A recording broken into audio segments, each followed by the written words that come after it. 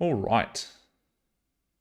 This may well be a shorter video than usual because I played 5,400 hands last month. We won $250. We ran 3K under EV. 2,500 under EV, so just really not much happening. What did I even play? Apparently I played 5 hands of 1 cent, 2 cent, or 10 cent, 20 cent. Probably testing a HUD. I played most of my hands at 5, 10, and 2, 5. I mean, what did I even do? I don't remember this month. 1, 2, I played 1, 2. Oh, maybe I did like the Russian cash thing on a Friday, yeah, maybe. So yeah, look, boys, girls, it's not looking that interesting this month, however. We did play some live, and we can talk about that. Yeah, this is the stretch. This is the session of 1, 2. You can tell because like there's not much variance compared to the rest. I just want to see a pot or two. I mean, we must have done something. All right, we've got a pretty good hand. I 3-bet the limper cold call. Some dude back raises. I jam against the limp cold call, just sort of for value, I guess. He's got dog shit. He wins. Okay. Not too interesting. Oh, yeah. I remember I was playing some session against some dude. I think he was talking a bit of shit. I don't know. This guy was whatever. Yeah, I remember this. I 3-bet, I c-bet. This might be the only interesting hand I played in the entire month, unfortunately. I c-bet in a 3-bet pot. I get called. I decide to 2-barrel because I don't really block that many draws. So it seemed like kind of a nice one. He's going to have a draw and fold a bit. I barreled it up. He called, and then with SPR 1 on the river, the magical deuce, we value jam and run into quotes. You know, kind of interesting hand. What else happens here? Looks like a 4-bettable hand. Okay, we're in the big blind, so we squeeze. Get a caller. Squeezing this BB, I mean, it's got to be pretty standard. Flop a gutty, NFD, just potting it in. Get flattered. Get the remaining crumbs in on the turn with a 6 for value. Run into ace 6. The best hand. So dude calls a pot on flop. Oh, he's got top pair open-ended. Well, fair enough. Get stacked again here. What's this one? With 3-bet, yeah, it's probably close. Maybe flattable, but understandable squeeze. Flop a draw, just stick it down his throat. Run into, what? A straight. That's good. Oh, we win a pot. Sick. Squeeze some shit. 2 people call. Flop the nuts. Check. They get it in. We trap. We also get it in. What do they got? Top set flushy and dry top 2. Top set flushy, no good, mate. Unlucky. What's this crap?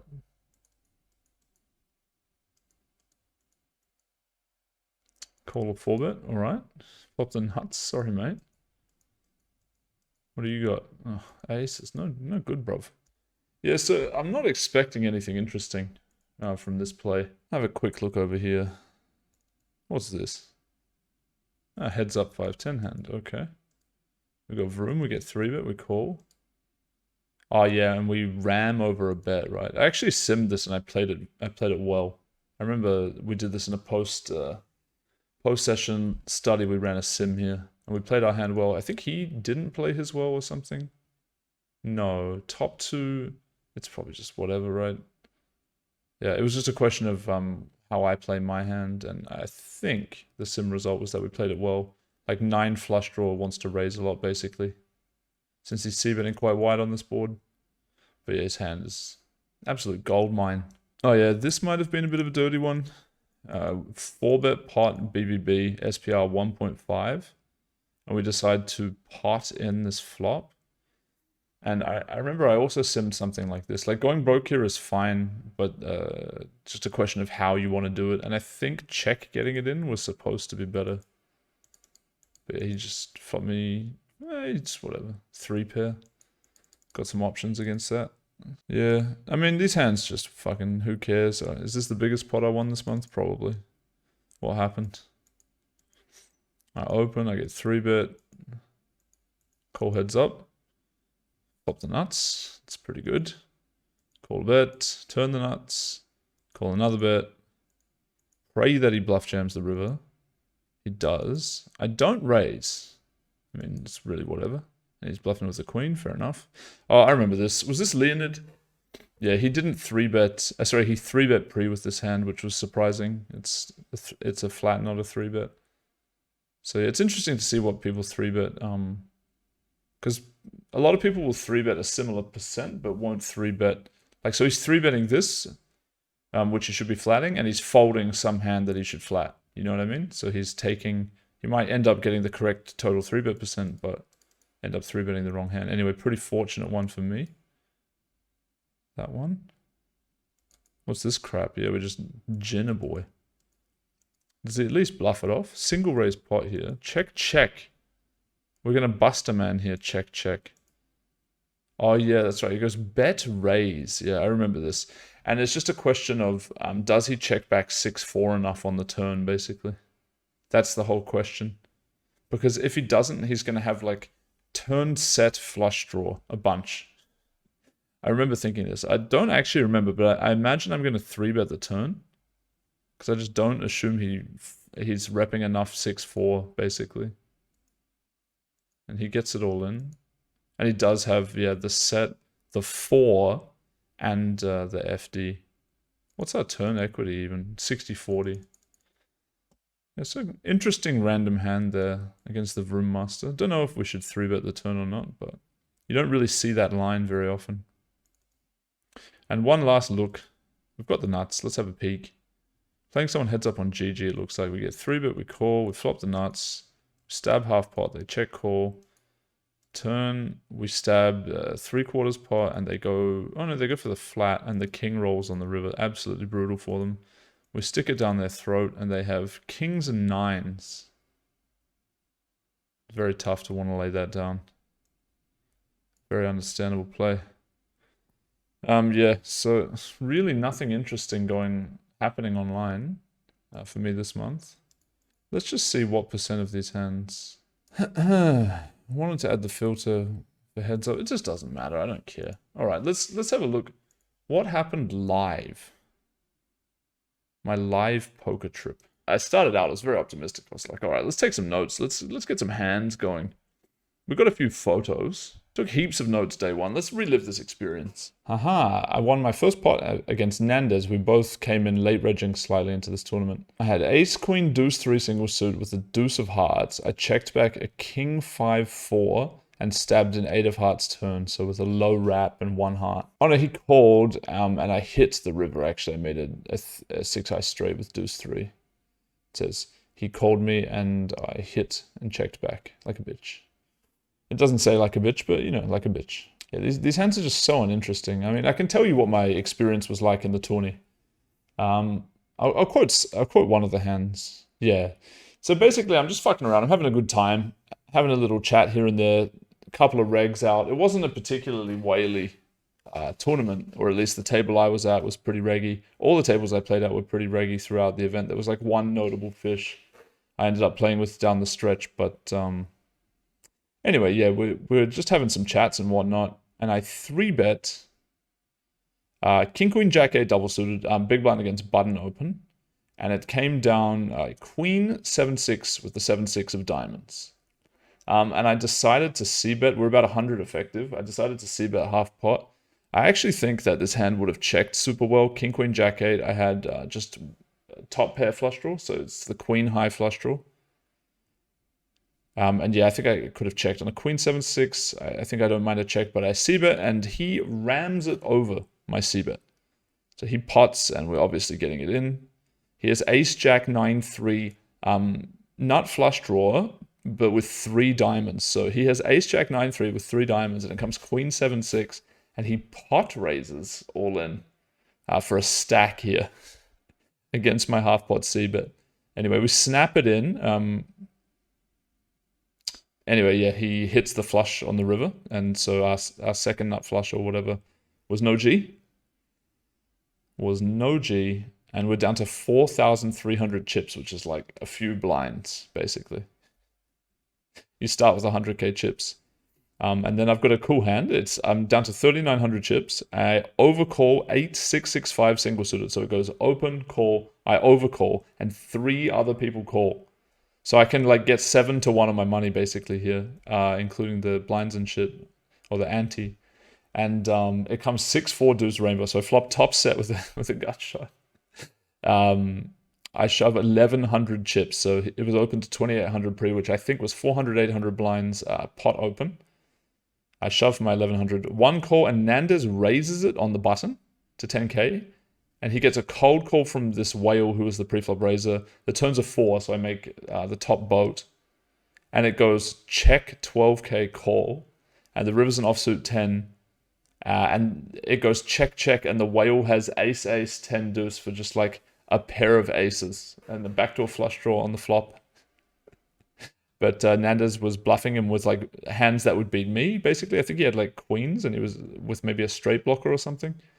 Yeah, anyway, so he couldn't fold the fish off his aces. Anyway, basically I just chipped back up from having a few BBs. So I had like 5 blinds. I chipped all the way back up to have like a decent stack. There was one pretty cool hand. Yeah, here we go. It's this one.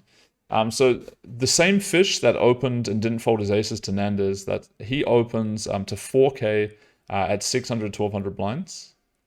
And I call queen, queen, 10, 7 single suit with a good suit. So I think I'm queen 7 suit. And a reg calls in the BB. It comes 6-4-3 with a 6-4 of hearts. I've got the queen 7 of hearts. And it goes fast check from the reg. I remember thinking that this was a bit relevant.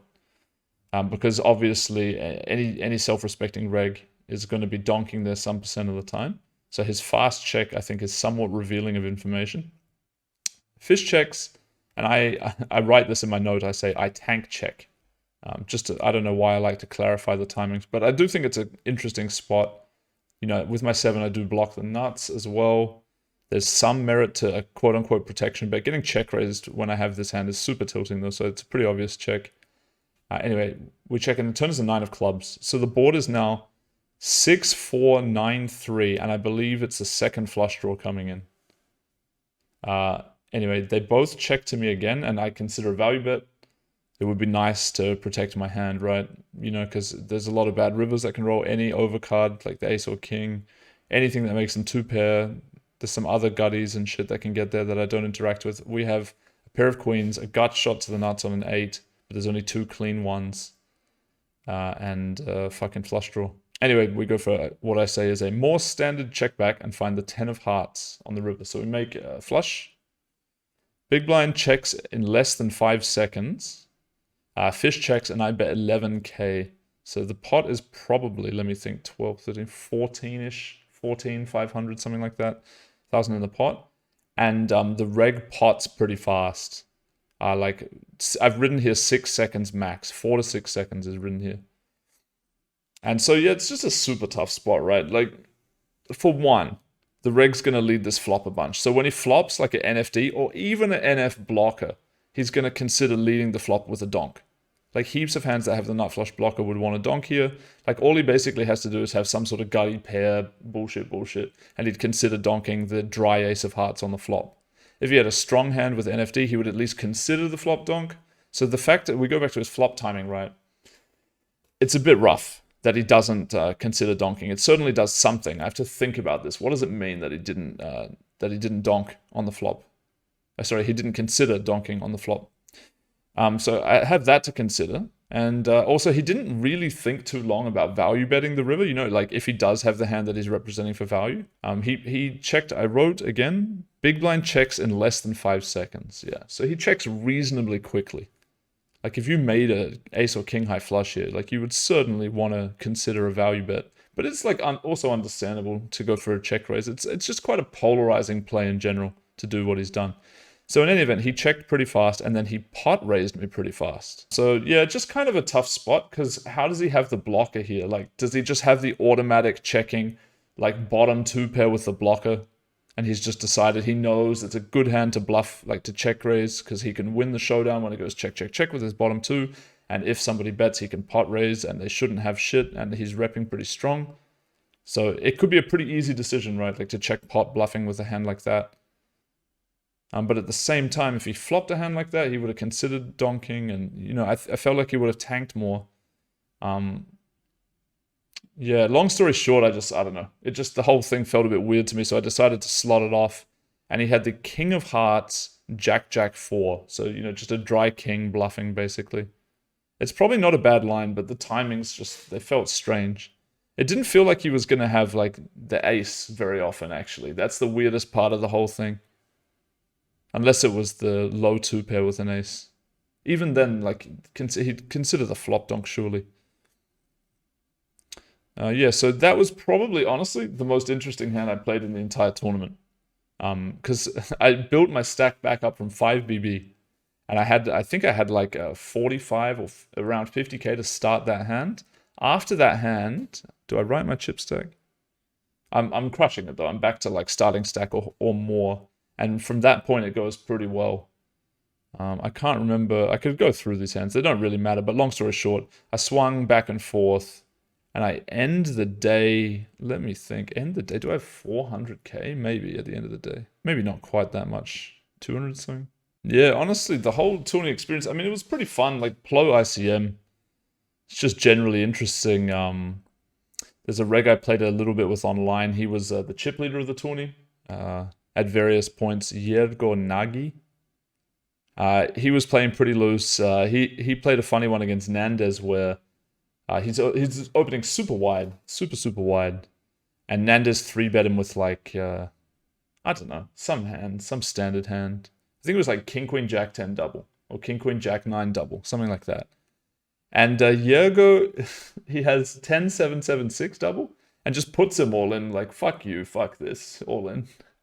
And there was no fold equity. Like Nandez had 3-bet to like, I don't know, half his stack or 2/3 of his stack or something, and Yergo just puts it in.